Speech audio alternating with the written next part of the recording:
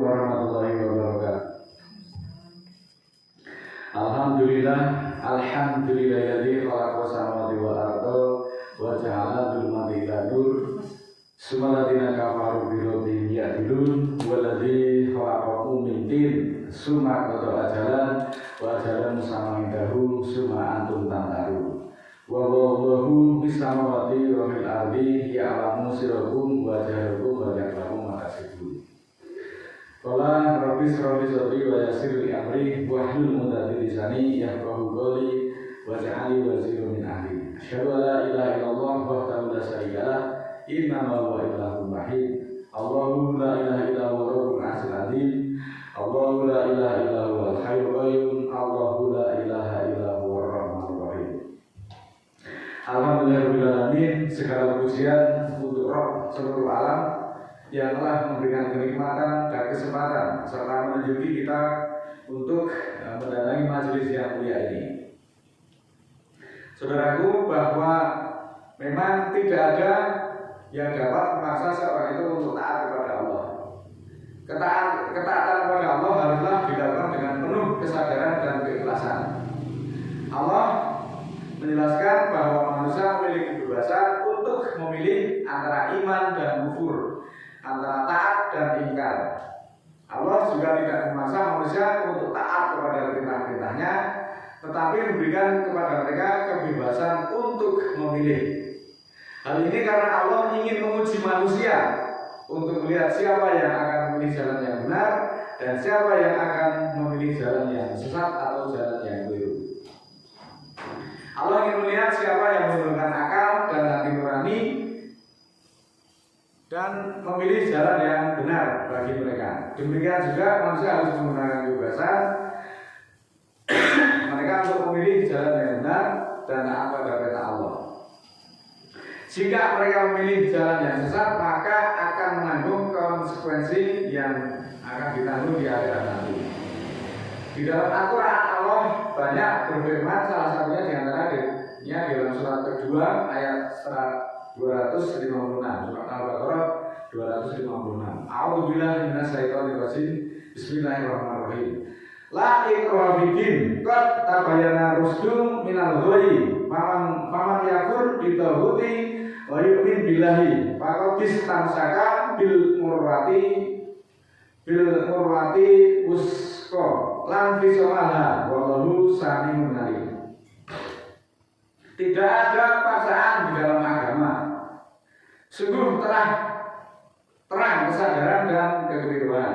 Maka siapa yang kafir pada tauhid dan beriman kepada Allah, maka sungguh dia telah berpegang pada cara hidup yang terakhir, yang tiada keraguan padanya. Dan Allah Maha mendengar lagi Maha mengetahui. Saudaraku, di dalam ayat ini, ayatnya singkat tetapi mengandung makna atau mengandung beberapa tema. Yang satu diantaranya, tidak ada paksaan di dalam agama atau di dalam din. Ayat ini menjelaskan bahwa tidak ada paksaan di dalam agama Islam. Setiap orang itu diberi kebebasan untuk memilih taat pada agamanya atau melakukan pembangkangan atas perintah-perintah Allah. Kemudian yang kedua adalah jalan yang benar dan jalan yang sesat. Dari ayat ini menegaskan bahwa jalan yang benar dan jalan yang sesat itu telah jelas di antara kita semuanya. Ini berarti bahwa Allah itu senantiasa telah memberikan petunjuk kepada jalan yang jelas tentang apa-apa yang benar dan apa-apa yang salah kepada seluruh manusia. Tema yang ketiga adalah berpegang pada tali Allah yang amat kuat.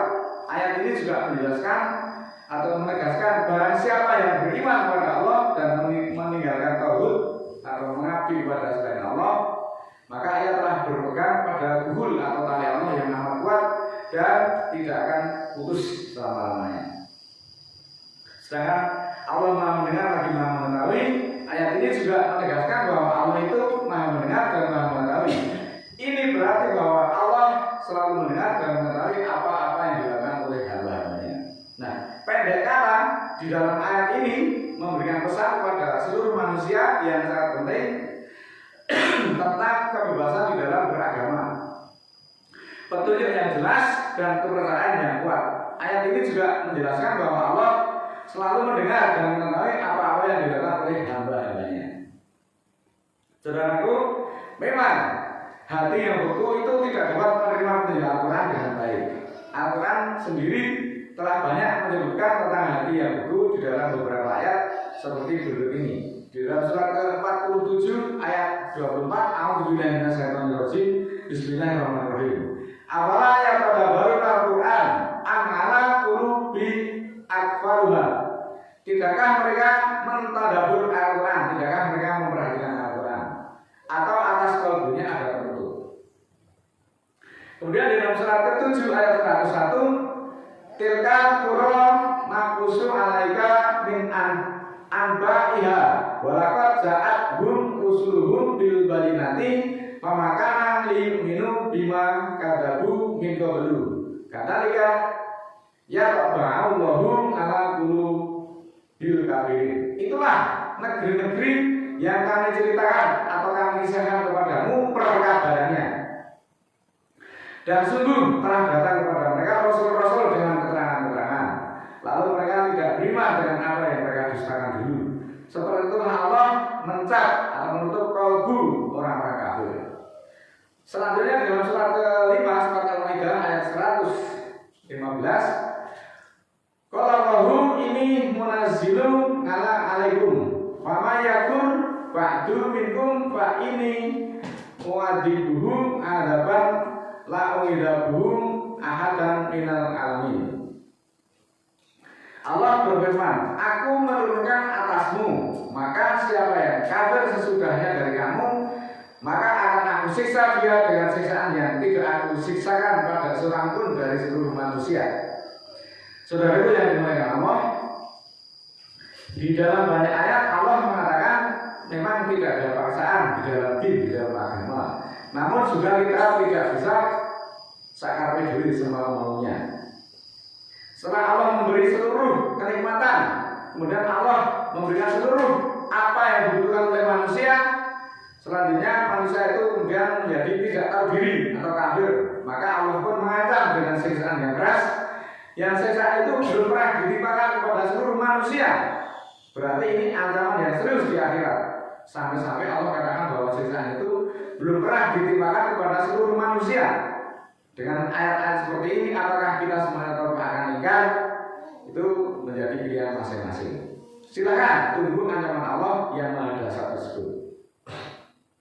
Surat Al-Baqarah surat kedua ayat 211. Sabani Israila kum atainahum min ayati bayyinatin wa ma yubadil ni'matallahi min ba'di ma ja'athu fa innallaha sadidul iqab.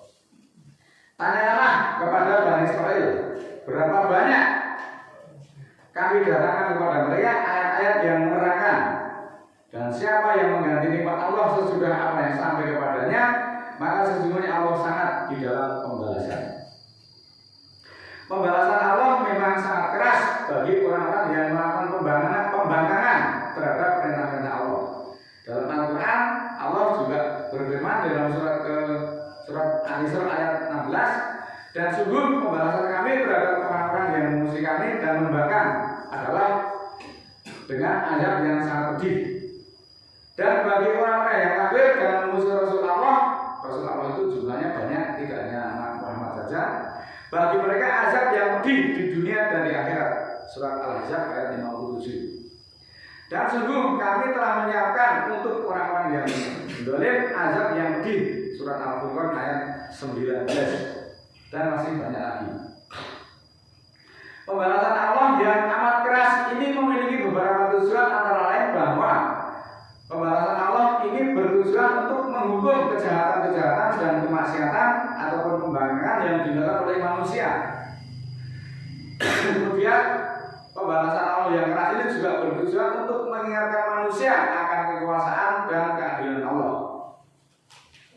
Selanjutnya, pembalasan yang sangat keras juga bertujuan untuk menghindari kejahatan dan kemaksiatan di masa depan bagi orang-orang yang mau mengambil pelajaran. Namun demikian, meskipun sudah diberikan keterangan-keterangan atau informasi-informasi tentang azab dan siksaan yang keras, manusia tetap diberikan pilihan. Mau iman dia monggo, mau kafir juga dipersilakan. Tetapi semuanya adalah ada konsekuensi logisnya. Memang ada beberapa faktor yang menyebabkan hati itu beku. Yang pertama adalah faktor kesombongan. Kesombongan dapat membuat orang itu tidak mau menerima petunjuk Al-Quran karena merasa dirinya sudah benar. Kemudian juga keragusan, ragus terhadap kehidupan dunia, itu membuat seseorang tidak peduli dengan petunjuk Allah yang ada di dalam Al-Quran. Karena terlalu sibuk dengan urusan dunia, terlalu sibuk dengan pekerjaan, terlalu sibuk mencari harta dunia untuk perkara dunia, sehingga sampai-sampai sholat Jumat atau tadabbur Al-Quran atau majelis ilmu yang bermakna seperti ini pun tidak sempat didatanginya. Itu disebabkan karena keragusan manusia akan dunia. Kemudian juga kegelapan hati. Kegelapan hati dapat membuat seseorang tidak dapat menerima petunjuk Al-Quran karena hatinya telah dipenuhi oleh kegelapan dan kesesatan. Maka selagi masih ada kesempatan, maka marilah kita segera kembali kepada jalan Allah, mengabdilah dengan sepenuh hati sebelum pintu taubat itu tertutup dan manusia akan menyesal selama-lamanya. Waktu yang dimiliki manusia itu adalah waktu yang sangat berharga dan tidak dapat kembali lagi jika sudah terlewatkan. Di dalam Islam, waktu itu dibagi menjadi 3 jenis, yaitu waktu yang sudah terlewatkan, waktu yang saat ini terjadi, dan waktu yang akan datang. Waktu yang sudah terlewatkan, walaupun sudah terlewatkan, tidak dapat kembali lagi. Oleh karena itu kita harus belajar dari pengalaman-pengalaman masa lalu untuk memperbaiki diri di masa depan. Sedangkan waktu yang terjadi adalah waktu yang kita jalani saat ini. Kita harus menggunakan waktu ini dengan baik, dengan bijak untuk melakukan kebaikan dan memperbaiki diri. Waktu yang akan datang, yaitu waktu yang akan datang adalah waktu yang belum kita jalani. Namun, waktu ini tidak ada jaminan bagi kita untuk bisa menjalani di masa depan. Karena waktu kita itu ya saat ini sebetulnya. Jika waktu saat ini terlewatkan, maka waktu itu tidak bisa diputar kembali. Dan kita harus mempersiapkan diri untuk menghadapi tantangan dan kesempatan yang akan datang. Itu pun kalau kita masih ada umur.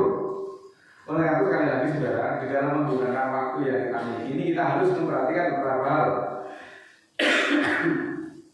Seperti memprioritaskan kebutuhan sekarang dan masa depan, serta menggunakan waktu dengan bijak untuk melakukan kebaikan untuk memperbaiki diri. Mudah-mudahan Allah ridho. A'udzubillahi minasyaitonir rajim. Bismillahirrahmanirrahim. Allahumma ighfirli wa lil mu'minina wal mu'minat al-ahya'i minhum wal amwat innaka sami'un qaribun mujibud da'wat innaka 'ala kulli syai'in qadir. Ya Allah, ya Tuhan kami, jangan terima kami jika kami lupa atau kami salah. Tuhan kami, jangan bebankan atas kami tugas sebagaimana Engkau bebankan atas orang-orang sebelum kami. Ya Allah, ya Tuhan kami, jangan beratkan kami yang tiada kesanggupan dari kami untuk memikulnya, dan maafkanlah kami dan ampunilah kami serta rahmatilah kami. Engkaulah pimpinan kami, maka tolonglah kami terhadap orang-orang kafir. Ya Allah, ya Tuhan kami, ampunilah bagi kami dosa-dosa kami dan hapuskanlah dari kami kejahatan-kejahatan kami dan wafatkanlah kami bersama orang-orang yang abror. Ya Allah, ya Tuhan kami, jangan belokkan kalbu kami sesudah Engkau tunjuk kami dan anugerahkan bagi kami dari sisimu rahmat sesungguhnya Engkau pemberi anugerah. Ya Allah, ya Tuhan kami, ampunilah bagi kami dan saudara-saudara kami yang telah mendahului kami dengan iman, dan janganlah Engkau jadikan di dalam hati kami kekangan untuk orang-orang beriman. Tuhan kami, bahwa Engkau Maha Penyantun lagi penyayang. Subhana rabbika rabbil izzati amma yasifun, wassalamun ala mursalin, walhamdulillahi rabbil alamin. Wassalamualaikum warahmatullahi wabarakatuh.